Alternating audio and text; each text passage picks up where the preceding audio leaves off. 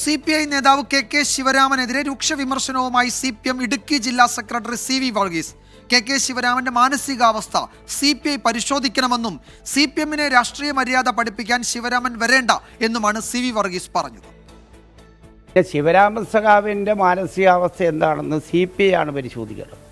അദ്ദേഹത്തിൻ്റെ അഭിപ്രായത്തെ ഞങ്ങൾ അവജ്ഞയോട് തള്ളിക്കളയാണ്. കാരണം സാമൂഹ്യ ബോധവും മനുഷ്യത്വമൊന്നും CPM-നെ ഉപദേശിപ്പിക്കാൻ ഞങ്ങൾക്ക് മാർഗരേഖ നൽകാൻ ഞങ്ങൾ ശിവരാമനെ ചുമതലപ്പെടുത്തിയിട്ടില്ല. ശിവരാമൻ്റെ പാർട്ടിയെ നോക്കിയാൽ മതി. CPM-നെ നന്നാക്കാൻ വേണ്ടി ശിവരാമൻ ശ്രമിക്കേണ്ടതില്ല.